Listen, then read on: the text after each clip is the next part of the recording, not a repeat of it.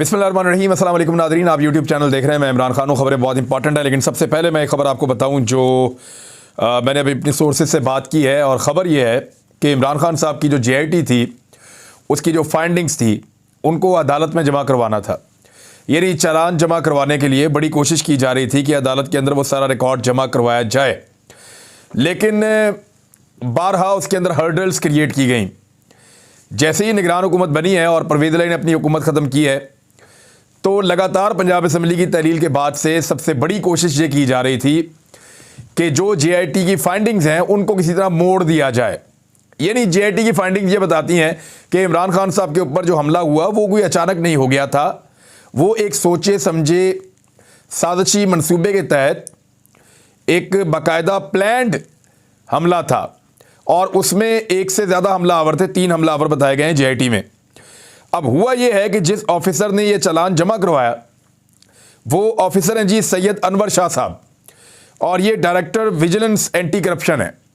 इन्होंने ये चालान जमा करवाया और फौरी तौर पे नदीम सरवर साहब, जिनके ऑफिस का ये बंदा है, नदीम सरवर साहब DG हैं, उन्होंने इनको OSD कर दिया फौरी तौर पे। यानी इनसे इनके ओहदे का चार्ज ले लिया और दफ्तर के अंदर इनका दाखिला बंद करवा दिया। अब जो अहम तरीन डॉक्यूमेंट्स हैं JIT के रिकॉर्ड के, वो इनके पास मौजूद थे, और वो सारा का सारा रिकॉर्ड जो है वो इनके ऑफिस में पड़ा हुआ है। और यानी चालान जो जमा किया जाता है उसके अलावा और भी बहुत सारे शवाहिद होते हैं जो साथ मौजूद होते हैं। वो कीमती शवाहिद हैं, वो सारा वो रिकॉर्ड है जो रिकॉर्ड, क्योंकि जो चालान जमा करवाया गया है, जो JIT की रिपोर्ट और चालान के अंदर शामिल की गई है, वो उसके चीदा जुदा नुकात हैं, लेकिन उसकी जो तमाम तफसीलात और उससे जुड़ी हुई जो एविडेंसेस हैं वो सारे के सारे पड़े हुए हैं ऑफिसर के पास। JIT का पूरा रिकॉर्ड, और वो उनके ऑफिस में है। अब 2 काम किए हैं फौरी तौर पे एंटी करप्शन ने निगरान वज़ीर आला मोहसिन नकवी के बनते ही।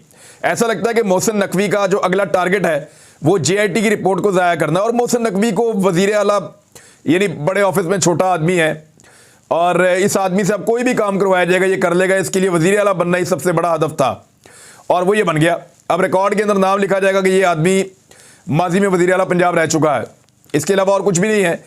तो अब ये जो है किसी भी लेवल तक जा सकता है, और शुबा ये जाहिर किया जा रहा है कि उस रिकॉर्ड को ज़ाया करने की कोशिश की जाएगी, उसको गायब करने की, तब्दील करने की कोशिश की जाएगी, या हो सकता है कि उस ऑफिस को ही आग लग जाए और इमरान खान साहब की जो JIT है उसका पूरा का पूरा रिकॉर्ड जो है वो जल जाए। ना सिर्फ सैयद अनवर शाह जिस ऑफिसर ने चालान जमा करवाया उसको फौरी तौर पे OSD किया गया, पहले उसको बारहा रोकने की कोशिश की गई कि ये रिकॉर्ड जमा ना करवाए। फिर हर्डल्स क्रिएट की गई, कभी दफ्तर से बंदा गायब हो जाए, कभी प्रोसिक्यूटर भाग जाए, कभी कुछ कभी बहुत सारी चीज़ें की गई। लेकिन अल्टीमेटली हिम्मत करके इस आदमी ने पूरे निज़ाम से लड़ते हुए रिकॉर्ड जमा करवा दिया। अब वो जब रिकॉर्ड जमा हो गया अदालत के अंदर, तो फौरी तौर पर इसको मुअत्तल किया गया, OSD किया गया, और इसका दफ्तर सील कर दिया गया है। अब रिकॉर्ड तक इस शख्स की दस्तरस नहीं है। इस शख्स ने अदालत से रुजू किया है इस मामले में, 4 मुजरिमों के मामले में जो रिकॉर्ड अदालत में चला गया है, और बाकी मानदा रिकॉर्ड दफ्तर में है और दफ्तर सील हो चुका है। ये है सिचुएशन मोहसिन नकवी की वजारत आला में। और मोहसिन नकवी की जानिबदारी का आप अंदाज़ा यहाँ से कर लेंगे। 24 चैनल मोहसिन नकवी का है, City 42 भी। आप इन दोनों चैनल को सोशल मीडिया पे खोलें और सिर्फ उनके कैप्शन आप पढ़ें, सारी की सारी रिपोर्टिंग जो है वो ऐसा लगता है कि इमरान खान के खिलाफ एक महाज खोला हुआ है, एक ऐलान जंग किया हुआ है।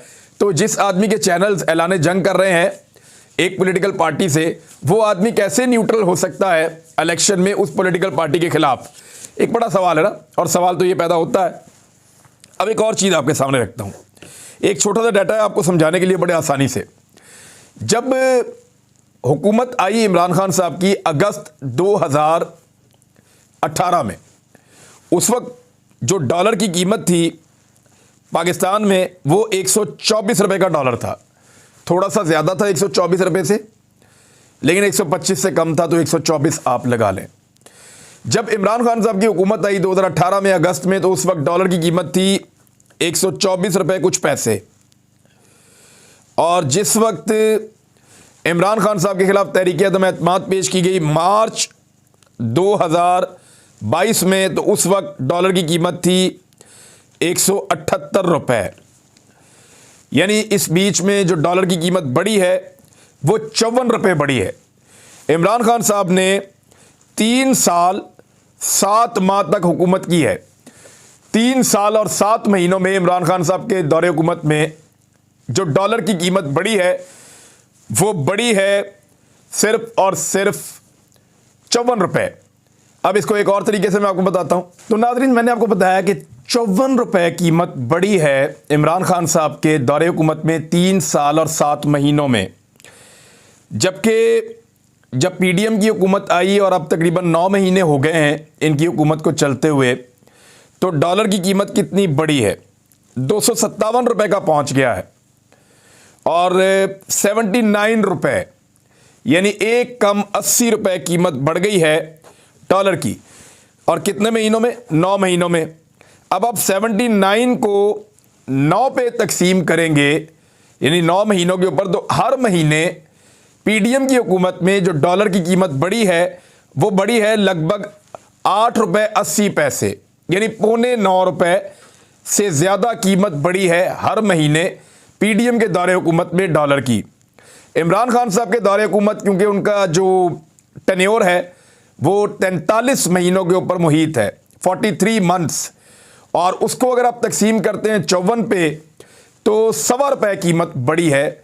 अब अगर आप ये देखें कि इमरान खान साहब के दौरे हुकूमत में हर महीने डॉलर की कीमत एवरेज बढ़ती थी 1.25 रुपए, और हर महीने शहबाज शरीफ या पीडीएम के दौरे हुकूमत में डॉलर की कीमत बढ़ती है 8 रुपए 80 पैसे यानी कई गुना ज़्यादा।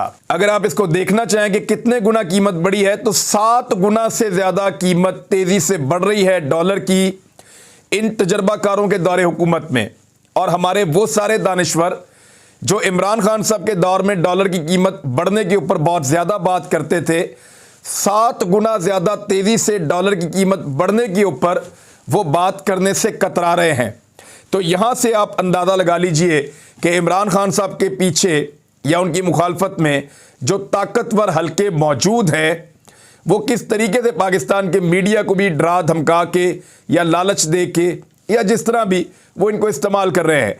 फवाद चौधरी साहब वाले केस में ह्यूमन राइट्स कमीशन ने फवाद चौधरी पर बगावत का मुकदमा और गिरफ्तारी की मजम्मत की है। उनका कहना था कि सियासी मुखालिफिन के खिलाफ बगावत के कदीम कवानीन को इस्तेमाल करने की मजम्मत करते हैं।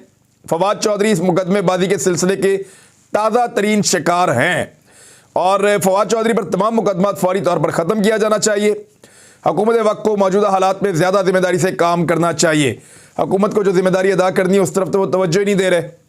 और रज़ा रब्बानी साहब ने भी ये कहा, पाकिस्तान पीपल्स पार्टी से इनका ताल्लुक है, उन्होंने कहा कि फवाद चौधरी के खिलाफ बगावत की दफ़ात के तहत कार्रवाई ना करने का उन्होंने मशवरा दिया है।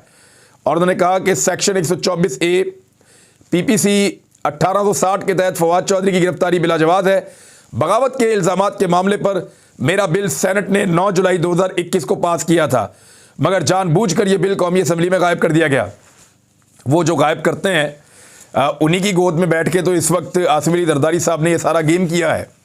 तो रज़ा रब्बानी साहब, आप जितने मर्जी उसूल पसंद हो, आपके लीडर जो हैं वो एस्टेब्लिशमेंट के सामने सरेंडर कर चुके हैं, बल्कि एस्टेब्लिशमेंट की गोद के अंदर बैठ के मुस्तकबिल के सुहाने ख्वाब देख रहे हैं, इसके अलावा और कुछ नहीं है।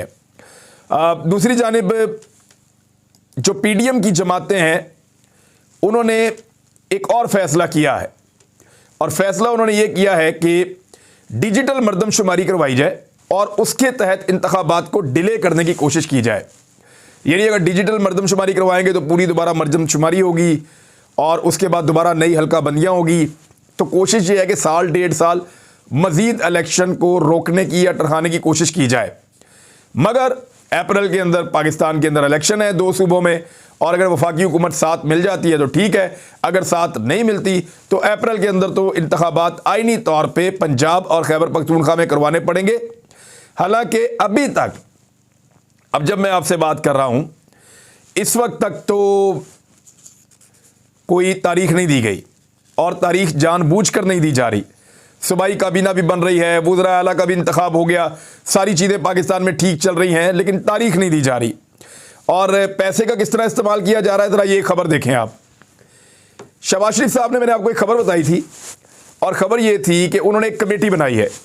शहबाज शरीफ साहब ने कमेटी बनाई कि ये कमेटी फ़ैसला करेगी कि किस तरीके से बचत की जाए पाकिस्तान के अंदर। तो कमेटी ने अपनी कुछ सिफारिशात दी हैं सरकारी मुलाजमीन की तनख्वाहों और वफाकी वज़रा की तादाद में कमी की जाए, ये तजवीज़ भी एक दी गई है। कफ़ायत जारी कमेटी ने सरकारी मुलाजमीन की तनख्वाहों में कमी का कहा है। अब सरकारी मुलाजमीन उम्मीदें लगाकर बैठे हैं कि ये जून का महीना आएगा, महंगाई कई गुना बढ़ गई है, नया बजट आएगा, हमें 15-20%, 25%, कम से कम 25% का हमें इजाफा मिलना चाहिए। वो इसलिए कि 3 गुना जब महंगाई होगी तो कम से कम 25% तो आप तनख्वाहें बढ़ाएं। सरकारी मुलाजमीन बेचारे ये सोच रहे हैं, लेकिन यहाँ पे ये मशवरा दिया गया है कि उनकी तनख्वाहें कम की जाएं। सरकारी महकमों में 10% और वजारतों के अखराजात में 15% कटौती की जाए। काबीना में वज़रा की तादाद सिर्फ 30 तक महदूद कर दी जाए। 77 वजीर हैं शहबाज शरीफ के पास, पाकिस्तान की तारीख में किसी के पास इतने वजीर नहीं थे।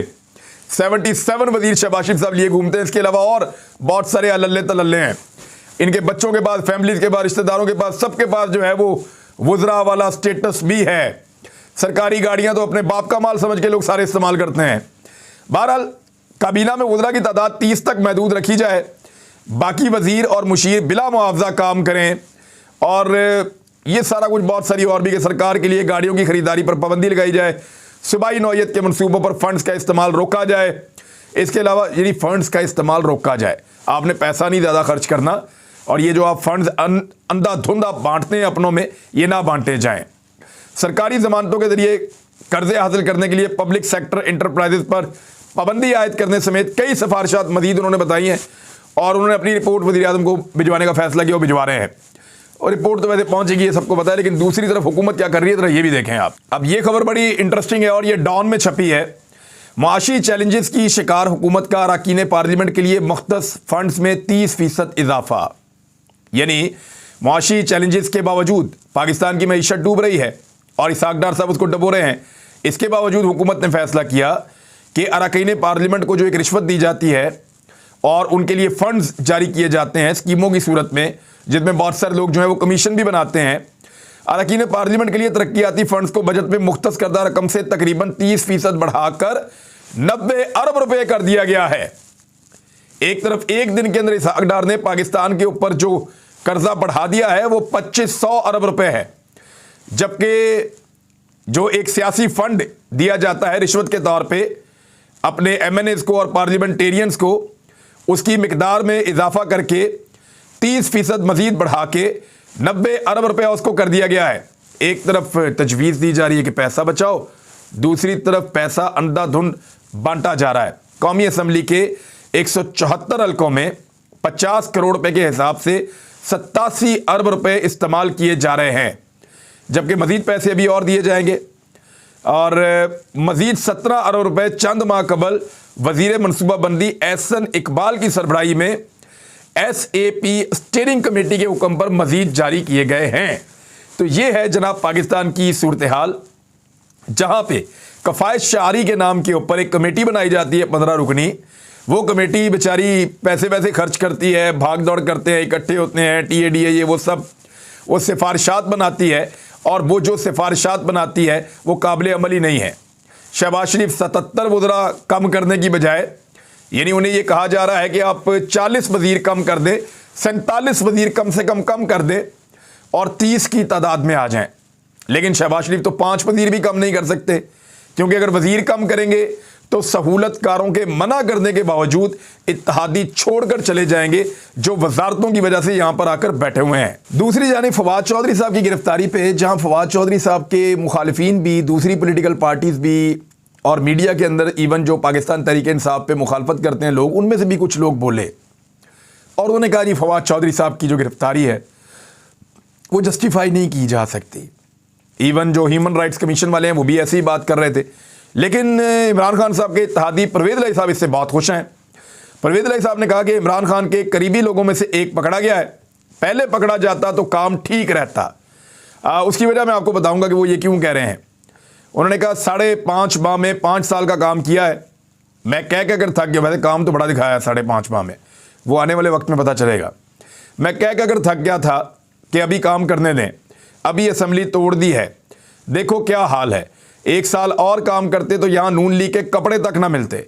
नून लीग वाले मिले जो कहते थे कि शुक्र है असम्बली टूटी वरना हमारी सियासत ख़त्म थी। चौधरी परवेज़ अली का कहना था कि खान साहब के करीब मौजूद लोगों ने ही पार्टी की जड़ काटी है। 4-5 करीबी लोगों में से एक पकड़ा गया है, पहले पकड़ा जाता तो काम ठीक रहता। उनका कहना, वैसे अपना बेटा उनका नहीं पकड़ा गया, पाकिस्तान से बाहर चला गया। उन्होंने कहा अल्लाह के करम और इमरान खान के एतमाद से वज़ारत आला मिली। इमरान खान अब भी पाकिस्तान के मकबूल तरीन लीडर है। फिर बाद में इमरान खान की तारीफ भी की और बाद में मोहसिन नकवी की बुराइयाँ भी की।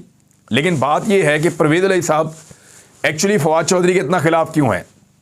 रीज़न ये है कि फवाद चौधरी उन लोगों में से एक है जो इमरान खान साहब की इस बात की हमायत कर रहे थे कि खान साहब आप ठीक कर रहे हैं, जो असम्बलियाँ तोड़ने का आपका फैसला है वो बड़ा बोल्ड है, उसके असरात सख्त ज़रूर आ सकते हैं लेकिन इन सख्तियों को बर्दाश्त किया जा सकता है और पाकिस्तान के लिए, इस हुकूमत को हटाने के लिए, अगले इंतखाबात में जाने के लिए ये कड़वा घूंट करना पड़ेगा। अब परवेज़ अली वगैरह ने कभी इनकलाब की बात सुनी नहीं, इन्होंने कभी मुश्किल फ़ैसले किए ही नहीं, इन्होंने कभी इस तरह की चीज़ें करके देखी नहीं। ये तो हमेशा से एस्टेब्लिशमेंट के साथ सियासत करते रहे हैं। ये तो पहली मरतबा इमरान खान साहब ने इनसे असेंबली तहलील करवा दी है। बहुत बड़ा काम करवा दिया वैसे इमरान खान साहब ने, पता नहीं कैसे करवाया, लेकिन उन्होंने इनसे असेंबली तहलील करवा दी और ये एस्टेब्लिशमेंट मायूस हो गए, इन्होंने असेंबली तहलील भी कर दी है, लेकिन इनको वो बात समझ नहीं आएगी जो इमरान खान को आ रही है। बहरहाल देखते हैं आगे क्या होता है। अब तक के लिए इतने, अपना ख्याल रखिएगा, अपने इस चैनल का भी। अल्लाह हाफिज़।